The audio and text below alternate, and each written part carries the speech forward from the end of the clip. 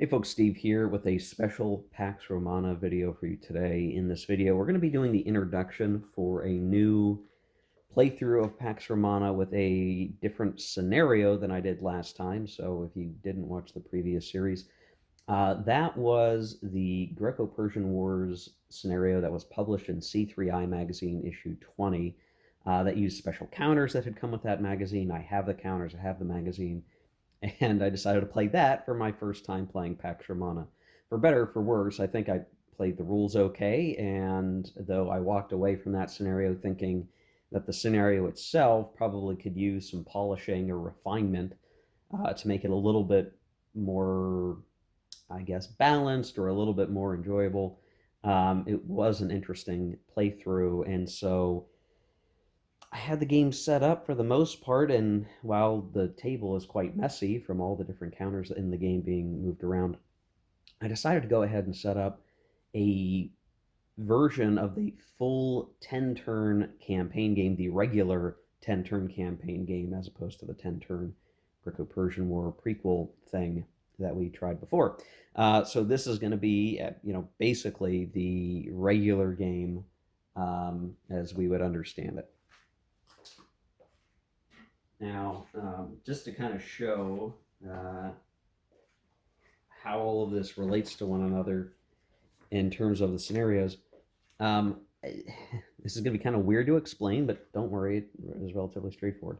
If you're looking at the standard playbook, there are a lot of different scenarios. The Pyrrhic War against Rome, that's a one-turner. Fall of Carthage, that's a couple of turns, but you're only using the west part of the map. You're really just dealing with Roman Carthage, as the name would probably imply. Successor Seleucus in Asia Minor against Greece. That's a two-player game. Blah blah. What gets more interesting is when you get into these later scenarios. So scenario 5 is Pax Romana, the rise of Rome. That is what we would refer to as like the base 10 turn scenario. That is the base game's 10 turn scenario where there are 4 players: Rome, Carthage, Greece, and the East. East being over here. The East would be comprising not only of the territory of Syria and Judea, but also Egypt and Cyrenaica. So this whole sort of orange territory is like the starting home territory of the Eastern player. Now that's just the base game. That's the base game assumption. You can play that either the standard version or the advanced version. The advanced version uses the cards like we've been using. The basic version operates a little bit differently in terms of like rolling or drawing for events. I think the advanced game just is probably more my speed, so it would be jumping right into that. But here's the thing, and this is something that when the game, I have to assume that this scenario 6, Mare Nostrum, the ultra historical scenario, I'm not sure if that was in the first printing of Pax Romana, but I could understand why it wasn't at the time, because one of the criticisms of this game in general, from I think an initial step in perspective, is that if you understand the intent of the game, which is to provide this big civilization builder war game thing that Richard Byrd concocted, one of the conceits that you either have to accept or begrudgingly tolerate is that some of these factions don't really make sense in a historical context. Like Rome is Rome, that makes sense. Carthage is Carthage, that makes sense. But then you have stuff like Greece, and Greece in this time frame, which we're talking 300 BC to basically 50 BC. There's no Greece, right? I mean, there's Greece in the area, the regions, the territory, the culture, but it's not like there is a empire called Greece necessarily. What you're really talking about are like the kingdoms of Macedon. You're talking about the city states of Athens and Sparta, and all of that. And it's not this simple thing to say, oh, it's Greece. And when you try to play the game and you say, well, I'm the Greek player, I'm playing the Greeks, you're playing a lot of different polities that didn't necessarily like each other all the time or work together coherently on a grand scale across all of what we understand as Europe, um, in the Mediterranean. So it was always that it's an oddball thing. Now, some of the scenarios that I'm talking to have some Chrome rules to deal with the Greeks behaving that way. That there are ways to have weird stuff happen with the Greek player to represent those nuances, but just from a zoomed out point of view, it's a bit oddball. Maybe an even worse situation is the East. So in the base game scenario 5, the Eastern player is all of this, which at the time doesn't make sense, right? But this is the time period after the first successor war, War of the Diadochi and Diadochi, however you want to pronounce that. Um, Alexander's successors, and principally you would have the Seleucid or Seleucid, depending on how you want to pronounce that, empire roughly here, and then you would have the Ptolemaic Egyptian empire down through here, and various points controlling different areas up and around here in the Eastern Mediterranean. The base game, scenario 5, just assumes that the East is all played by one player and it's all relatively cohesive. There's some special rules around the called the Babylon booty call table, where you roll and you get money or lose money as a way to abstract all the empire over here off map.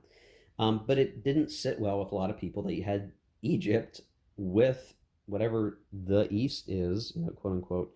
What is the East? And so it was bizarre. So from like a game standpoint, half of the factions didn't make a whole lot of sense. But what was one of the interesting changes for scenario 6, the Mare Nostrum ultra historical scenario, as it was published, was that what it did is it separated Egypt as a distinct, independent minor power. Um, and so there are counters that come with the second edition of the game that are explicitly a different shade of yellow, are called Egypt counters, and can be used to represent an independent Egypt in scenario 6.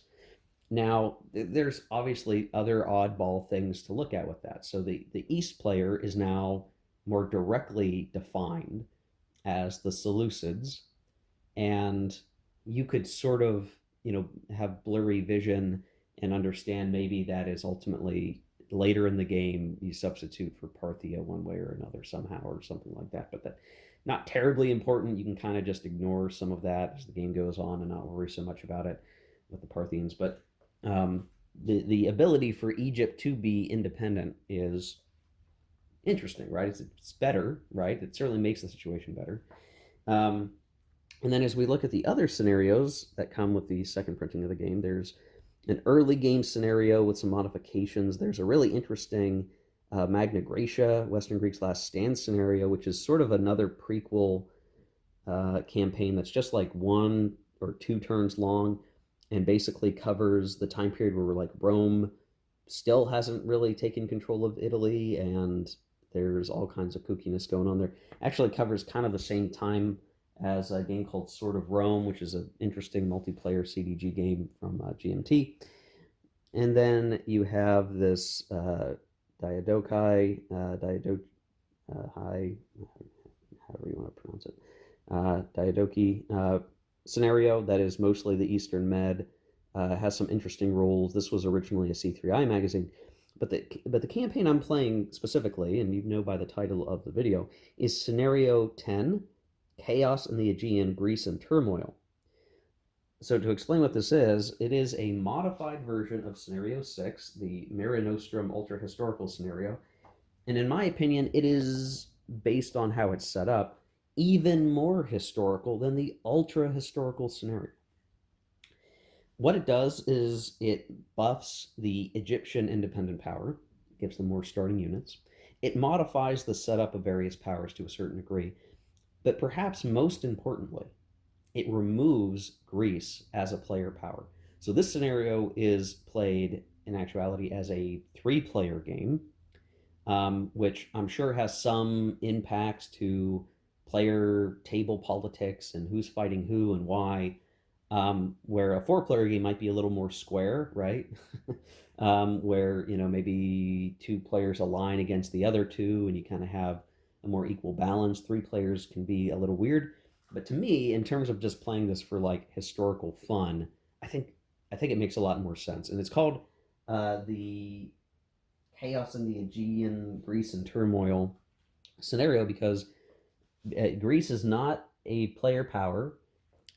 Greek units can be, on occasion, activated by the Carthaginian player to do stuff, um, but that, for the most part, there's just a lot of other rules just around the Greek powers over here where you're not going to see um, you're not going to see them operate in a like here's a Greek empire expanding all the time kind of situation, and it leaves the players, the three players, to being actual intended empire builders. Um, I mean, you can make arguments about Carthage or whatever, but assuming they're a state and empire in some definition, Rome, Carthage, and one of the successors, Seleucid. So that means uh,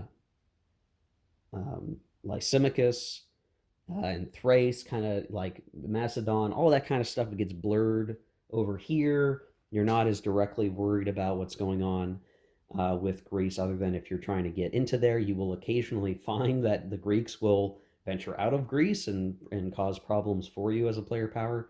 Um, and then, just like in scenario six, Egypt is this force over here that kind of exists that you can antagonize, in which case one of the other players will control Egypt against you. And is ultimately there as a nice price because Egypt is worth 3 income by itself. Cyrenaica is worth 1. There's some towns and cities here, so it's obviously a part of the map that is a nice to get, and there will be an incentive for the Eastern player to try for it some of the time. So you do get some of those like successor wars roll on in reality where Seleucus and his descendants are facing off against Ptolemy and his descendants and all that kind of fun stuff going on. But the Eastern player intending probably to head in Asia Minor, maybe deal with stuff down here. Greece interloping with the Romans, and the Romans facing off against Carthage. Some of these scenario changes are like normally Carthage would start with some stuff over in Hispania, that is removed. So their primary holdings are in Carthage, the territory of Carthage itself, and the Sicilies.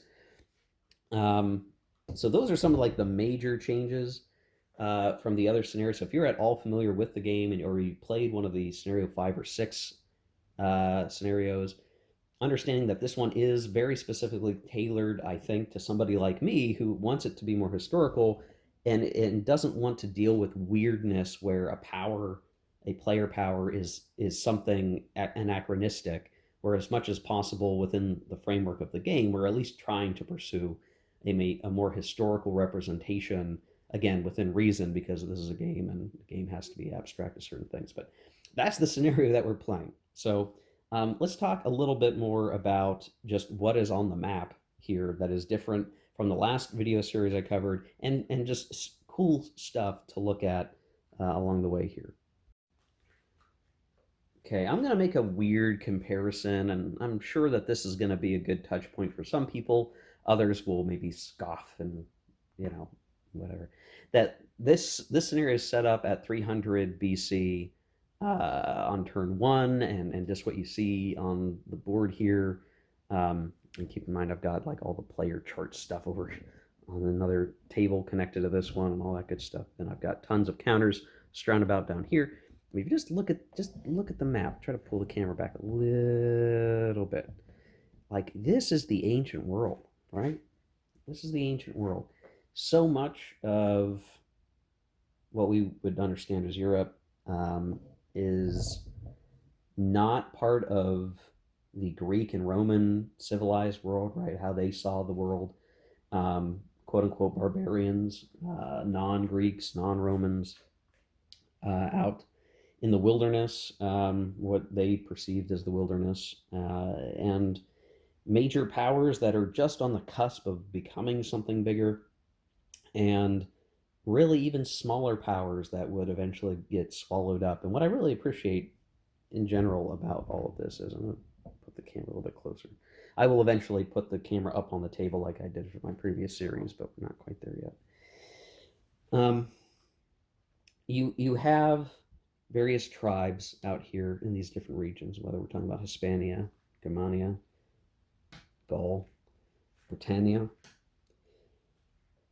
the Danube, etc. All of that is pretty cool. The game system provides opportunities for quote unquote barbarian invasions. Stacks of aggressive armies appearing on the map, disrupting the growth of the empires. But you have these smaller powers too. So it's just a nice little detail here. These green green towns and cities are independent, and many of the independent units are actually orange. Kind of weird color choice, but it works just fine.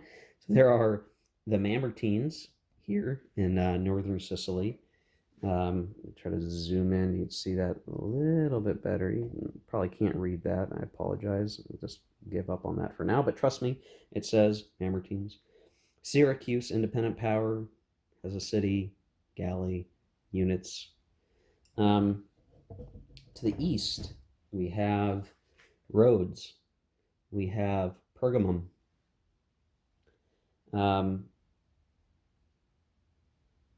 And I have to look up, I don't know, there are a bunch of Pontus markers, but as best as I can tell, they were not a part of setup.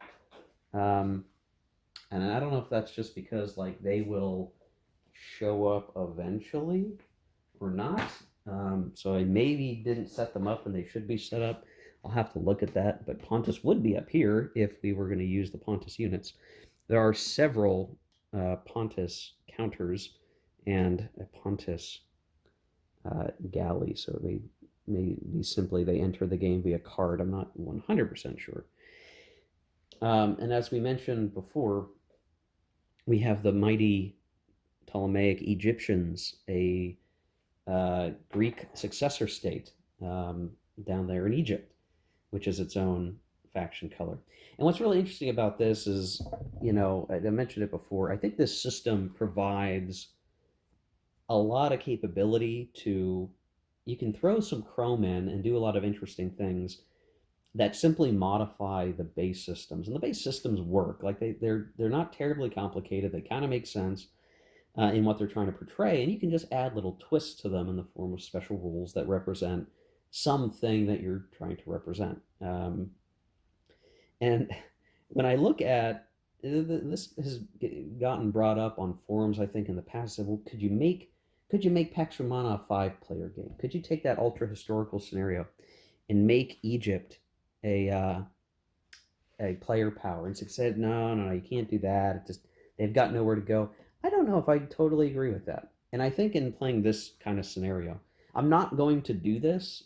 I'm going to play the scenario as defined, but I really could see there being a scenario 11 or something where you'll lean into the Greece is chaotic and doesn't make sense to have as a player power. But you look at Ptolemaic Egypt and you say, maybe it actually could be its own power. And now you've got some problems in that the counter mix is not big enough to accommodate them. You would have to somehow either create additional counters or use another faction's counters and differentiate them somehow. The game doesn't intend for Egypt to be a player power, and so does not provide the counter mix for them to legitimately operate as a player power, unfortunately. But again, you could make your own counters. You could do something to house rule it or make a variant where Egypt is its own power. And I say that because if you really look at the way they're situated, like one, the Ptolemaic Egyptian Empire, if you want to call it an empire, whatever state, was a logical entity that didn't necessarily want to expand as much as maybe other empires did, but it definitely had stake in maintaining its presence and operating outside of its immediate borders some of the time. and is certainly more attractive as an idea to play than, say, Greece, where you're not really playing something specific. Like the Ptolemaic Egyptians have an identity. They are a faction. They are a player. It could be something that the player could get behind. Because if you're playing Seleucid as a player power, like, yeah, why not have the Ptolemaic Egyptians also be one? I think it's totally reasonable to do it, and maybe what you end up trying to do is, because, and now I'm just spitballing, and this is not the intention of the video.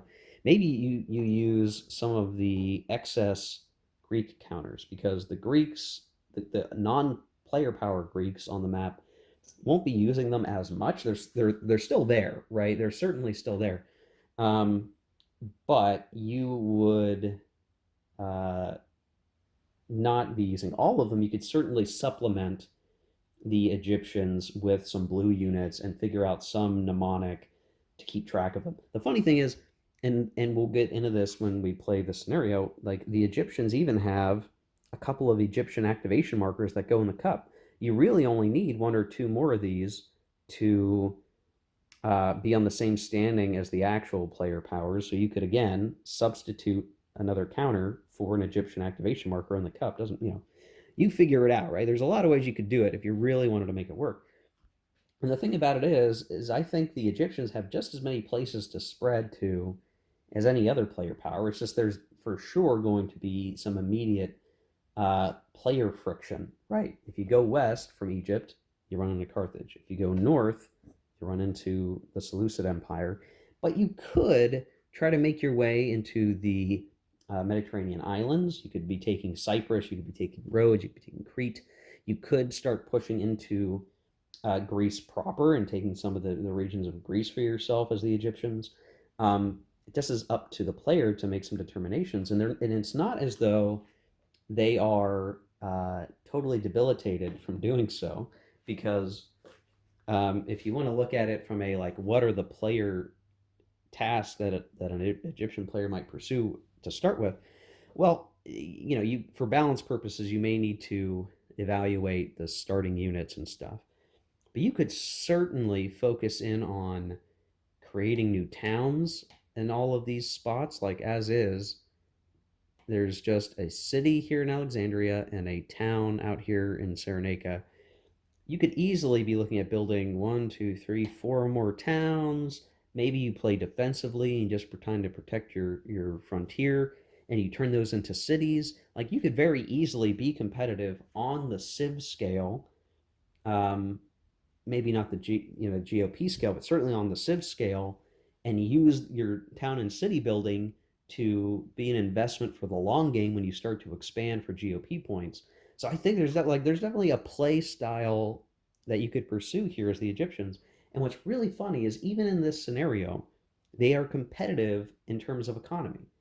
So at the beginning of this game, um, the the Eastern player starts off with an income of 9.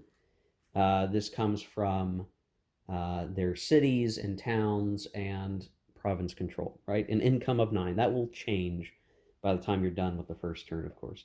Rome starts with 7 income. That's derived from their provinces that they control and their cities and towns and stuff. Um, Carthage has a lot more. They actually have 12, if I count this right. This has a lot to do with the fact that they control their towns, their city, all of their home territory for money, and then a lot of the Sicilies, which gives them a money advantage. So they actually have 12 income. But if you were to look at Egypt and to say, okay, they have this many towns, they have this many provinces rated at that value, what is their income? Well, Egypt is worth 3. It's a special province. Cyrenaica is worth 1, so that's 4. 4 for province control. If you consider that a home territory and they get a bonus money for controlling a territory, then that's 5. And then they have a town, so that's 6. And then they have a city, which is 3, which brings them up to 9. So they would have an income, just straight up at the beginning of the game, of 9, which is competitive with the East, beats Rome, and is lower than Carthage, but that's just the way the game starts. So it's like, you could definitely do it. I think you could do it. I think you could figure out a way to make that work. Um, it is what it is, right? You could make it work. Okay, so let's talk some of the other stuff to keep in mind for this scenario. Okay, some of the special things that apply. The Carthaginian player still can, and this is sort of part of the default rules, right? But the Carthaginians have an advantage in that they can use any held card to hire mercenaries because of their reliance on mercenaries. Um, when it comes to the Greeks, it if I read the scenario right, and I might have to reread to double check, the Carthaginian player can activate Greek units instead of their own at any time that they want to do, like say they draw a chit and they want to do a major move, they could use a Greek army for that. Now they don't get income, they don't get points for Greek held things, but they get to wield the Greeks against Rome, basically, or the Eastern player, or whatever. Or maybe they go down and they soften up the Egyptians for invasion by Carthage later. There will be a single Greek activation marker that will come up in the turn. When that comes up, the Carthaginian player will use it to do Greek moves and only Greek moves. So the Greeks are still going to have a presence, 100%. And in fact, they are basically an advantage to the Carthaginian player. Now, I'm a little worried that's overpowered because the Carthaginians already start with a good income, and they're going to get to make use of the Greeks. That might be unfair. I'm not sure. Something that I'm thinking about. um, while the Romans have some special abilities, right? Their main special abilities come down to their legions. So a singular legion is the same purchase cost as a heavy infantry. Heavy infantry is typically 3 combat points. A legion is actually 4. So they have a little bit more combat power than everybody else's, heavy hitters, which advantages them. On future turns, they don't get this right away, and this is an optional rule. I'm going to play with it. When you have multiple legion units, you eventually can start counting them off for cavalry. So like 2 legions equals 1 cavalry. So while the Romans don't start with being able to recruit cavalry in their home territory, they'd have to go to Gaul or somewhere else basically to go get cavalry. They can get some supplements in terms of Roman cavalry being incorporated into the legion system. And I think that starts like turn 2. We'll double check that as we play, obviously, but it's not immediate, so we won't have the advantage right away. Cavalry will be very dangerous for the Romans, but they will find ways to adapt to that over the game's long haul and some other stuff. So there's some other special rules that will take effect late in the game in turns like 8, 9, 10. We won't really worry about. Now, Rome has some tough stuff going on for it. The Greeks hold some of their home territory.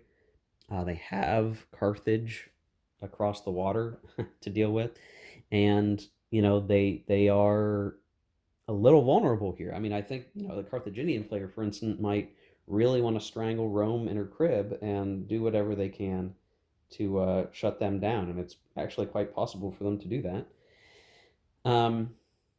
And we talked a little bit about the Eastern player gets the Babylon booty call. Not a huge deal, but there you go.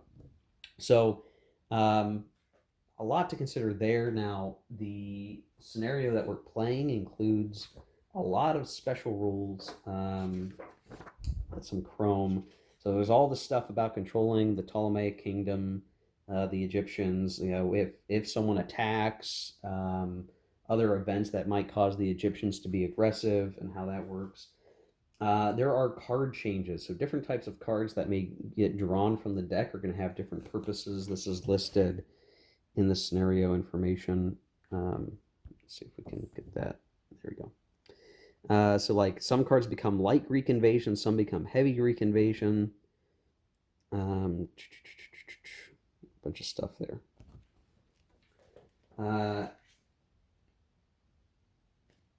The Greek invasion basically just means that some units, some blue units, Greek blue units, are put onto the board, and then go do stuff, and that might be a light invasion, a still decent sized army in my opinion, or a big one, where some reinforcements will come on, some nasty stuff to watch out for. There's some after game turn one, the Carthaginians have to pay extra to operate outside of the Africa province, which is um, very specifically this one. So while they start with more money, they have a lot of problems. The Civil War rules are modified a little bit from the base game. You control 3 more territories. Then you could have some civil war. A bunch of bad stuff can happen there.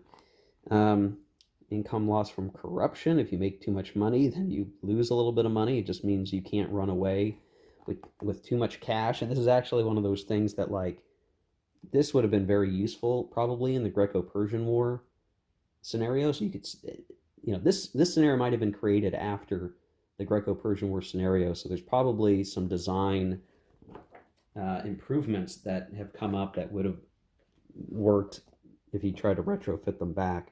I think that would have helped balance things a lot. And then you have this home province revolt. So if you control another player's home province, they might revolt and get some additional units, and some different things can happen. So not a huge amount of crazy special rules, but just some stuff to watch out for when you're playing, and again helps solidify some of the historical stuff. Kind of makes it oddball because when you look at the historical results of this time period, you basically have Rome take over and eliminate or conquer basically the whole map. Now, of course, by the time they're doing that, they start running into civil wars, which the game represents. But like, it's almost purely a game mechanism. Like, okay, what if the Roman player took over the Sicilies, eliminated the Carthaginians, came in here, conquered Carthage, destroyed the city, salted the earth, did the whole thing. There's, even if you control Carthage, right, you've completely eliminated them from the map. And let's say, I guess you're still choosing to play the game. Um, there's a possibility of a Carthaginian revolt, which I don't think after the Third Punic War that necessarily happened. I suppose you could probably point out some events that could be likened to it, maybe. I don't know. This is one of those weird things, right? Like you're the zoomed out view of history is Rome takes over Greece, Rome takes over, Asia Minor and everything else, and then eventually deals with this Egyptian state that's still around before it gets sort of absorbed anyway.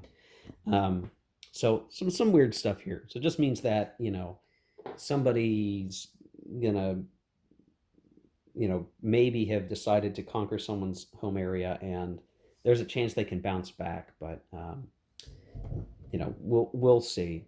The game does cap out here that if some faction gets 80 victory points before the end of the game, then the game ends. That person wins. Otherwise, you're going to compare victory points at the end of turn 10.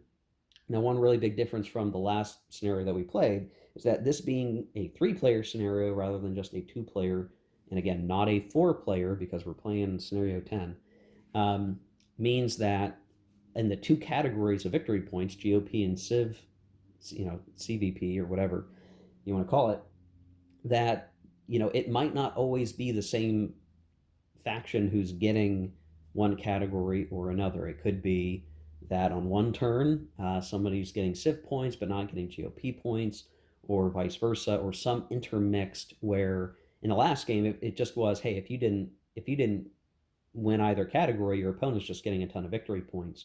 Now there's a little bit more spreading out where those victory points could occur because everyone's going to be competing to get those GOP Civ points, not directly against one another necessarily. It's all still part of the competition. But whereas a 2-player game, it's just an immediate, you will come in a conflict aggressively with your opponent. There's a little bit of a possibility there that the factions can kind of leapfrog over one another before the end of the turn and see how all that plays out. When it comes to the activation chits, the way this is going to go is that each faction has 3 chits altogether in a given turn. There's going to be the 1 Greek chit in there, but Carthage has 3, Rome has 3, the East, meaning the Seleucid Empire, has 3, and the play order is Carthage, the East, and then Rome going last. What's going to be important here, and this is a change from the other scenarios, that ordinarily the Greek player is treated as having played the Soldier of Fortune card, which produces a Soldier of Fortune army, which are these black counters. A black counter army appears. Typically, that is controlled by the Greek player, who uses it to take action, and then, they, they basically, this is Pyrrhus, Pyrrhus of Epirus. The Pyrrhic War takes place in the early part of the game. But because Greece is not a player power, that is instead changed to Carthage. So Carthage gets the first activation. They are treated as having played the Soldier of Fortune card, and they will control Pyrrhus in attacking Rome, or at least that's what we think is probably going to happen. Now, it's a pretty sizable army. Now, the counter stack height isn't so much a factor because you can have counters representing multiple formations. But what is important is that it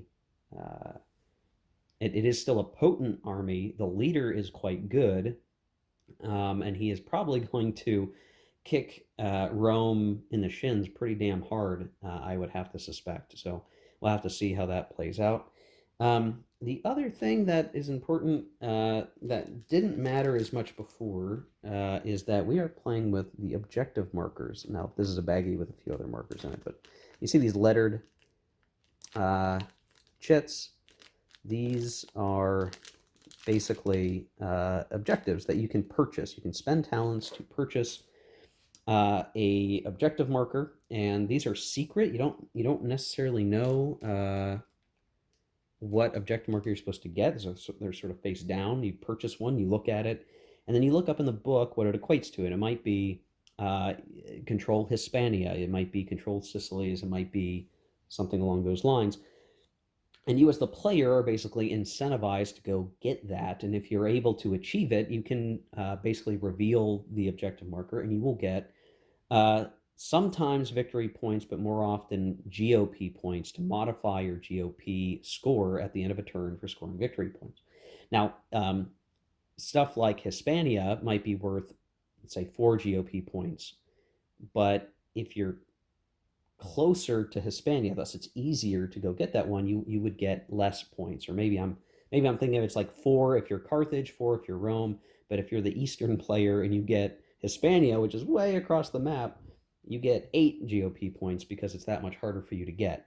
But you could look at that and say, well, maybe because I randomly purchased an objective marker that I don't like, or it's not very good, then you discard it, or you don't ever really use it. And maybe you go back, you go fish, you go back to the pile, and you try to find an objective marker that is more realistic, that you can pursue actively. And the thing is, because it's secret, it could be something that nobody knows or realizes that you're achieving. Or if it's like, take the Danube territory, and all of a sudden you start invading up here where you weren't before, that might tip off to someone that you have an objective marker up in the Danube or wherever it is that you're going. So there's some level of like secrecy, objective pursuit. And what I like about it, and these weren't used in the Greco-Persian War scenario, it helps add a little bit of unexpected stuff where, if it's very rigid, if you look at like, okay, we're all just going to try to expand and gain territory, that having some territories worth more than others, and the other players maybe not totally gelling, knowing that you're doing that, can really help liven up the game where, if you just know the same faction is going to get the most GOP points every time because they've just managed to get into a good game position, then it starts to become a little more boring in terms of what the players can do and what they can achieve. So definitely like the idea of using these. We will get to this when the time is right. We will look at using these. But the player powers, and sort of a differentiation from the Greco-Persian War scenario, none of the powers have a lot of money to start with, and their income is not so great, right? We had like income in the 20s in the Greco-Persian War because the Greeks had stuff all over the map. The Eastern player used both Persia and Carthage. They had a lot of money. At the beginning here, none of the powers have a ton of money. And so it's going to be a much tighter economic game at least at the beginning, where you don't have a lot of money to spend to build a lot of new towns or cities. You don't have a lot of money to build a bunch of new units. You don't have a lot of money to buy a bunch of objective markers. So you're really having to make tough decisions on what you can try to achieve with the money that you have, knowing that over time that will probably grow and you'll have greater capability over time. So that, I think, is going to be the tricky thing to figure out. How do you make all of that work? How can the factions all compete in a way that'll get them where they need to be? Okay, so before we wrap up this video, and I don't want it to be terribly long because it is truly just an intro video. Um, I'll just point out, we're going to run into more rules than we did in the Greco-Persian War. A lot of the game's rules didn't necessarily apply because we were playing the Greco-Persian War scenario. Here we may run into some different stuff, and I'll talk about them in turn as we go. And then finally here, just to talk about broad strategy and kind of where the factions are going to want to go pending how things roll and maybe what objective markers they get. But Rome's principal first order of business is going to be survive. So they know they're going to get attacked, very likely by Pyrrhus of Epirus. They're going to have to deal with all of that. They need to defend and hold out as much as possible before they can ever look at expanding. Assuming they can do that, they are probably interested in taking over Bruttium and restoring their home territory. Obviously, conflict with Carthage is inevitable. They will have to deal with that and start working on the Sicilies. And then, of course, the potential to expand into Hispania or Gaul is there. I think there's certainly an incentive to do that. Narbonensis is a two money province, two talent province, which is worthwhile. And even just getting up into Gaul itself is kind of farther removed from Rome's opponents and is a logical expansion area, right? You can imagine Hispania, obviously, that is going to be something that maybe comes up as a part of the conflict with Carthage. Pivoting to Carthage for a second, yes, Hispania is an obvious place of expansion for Carthage. They already have the Sicilies, or most of the Sicilies. Attacking Syracuse and the Mamertines, hey, that certainly is an option worth pursuing. If they can gain full control, that will net them some better stuff. And then, yes, Hispania, if they can take control of this territory, they could drive the historical narrative a little bit. They could send stuff over here, establish, New Carthage, and try to make some ground in those areas. It's all feasible. They could be trying to do that, and it makes sense. They don't have to necessarily get involved with Rome right away. They could try to build up a power base here. So all of that kind of makes sense. Obviously, fighting with Rome, that will be something that the Carthaginians will be wanting to do. That's going to be their principal opponent. I would find it hard to believe any game of this where the Roman Carthaginian player decide to team up, right? There will be oppositions there. They will fight with one another. For the Eastern player, what's interesting is that they have such a wide space by themselves. They are principally only right over here with nothing else. Once they get their first activation, they do get Seleucus himself with a nice big army here that I just knocked over. That joins the fray, and so they have a little bit of momentum going in to the beginning of the turn. They can either go down south and try to fight in Egypt, though that looks like that'd be a tall order to start with here. Alternatively, they can look to clean up some of the Greek stuff over here and push into Asia Minor. That's probably an easy path of least resistance. They can quickly take over Asia Minor. They can probably knock down some of these independents and establish themselves very well without direct player conflict. And it's something that both the Carthaginian and the Roman player will have to watch out for because it could be because of the scenario we're playing and there's not a Greek opposition to them or some kind of variant with an Egyptian opposition to the Eastern player. They could be left to their own devices and sort of build a powerhouse empire off to the east, farther away, and they maybe had more time to operate and build a power base, a strong power base, a stable one. So maybe the Roman Carthaginian players, will use events and point them in the Eastern player's direction, or maybe the Carthaginians will aim to have the Greeks contest against the Eastern player, the Seleucid player, while they tangle with Rome toe to toe. Right, a lot of different options there. So the play balance is interesting. This being one of those scenarios that is not originally designed by Richard Berg. I think this one is Dan Forney, just like the. Oh no, this is from Michael Gooker, and I'm not familiar with Michael. This is not an original Richard Berg scenario, which means I don't know. They decided to publish it with the game, so the balance must be fine or been adjusted to some degree before it was worth publishing. So we'll have to see how this all plays out, guys. But anyway, I think that's it for the introduction video. Again, purpose of this is just to kind of level set what's different. We've got the ancient world in front of us, a lot of different things that could be going on. We could see stuff get snuffed out. We might have to call it early again. I'm not sure if we'll see the game go the full 10 turns or not. We'll have to see how it plays out. But I'm excited to give it a shot and to see where it goes. We will try to keep the video short if I can, where we're not going to record as much direct stuff. But I want to talk about certain game mechanics as we go and see how that works. So thanks for watching, guys. Appreciate it. Stay tuned for future videos in the series. And then I've got other stuff coming in the pipeline. It's just a time commitment thing, but more to come for sure. So see you guys soon. Take care. Keep on gaming.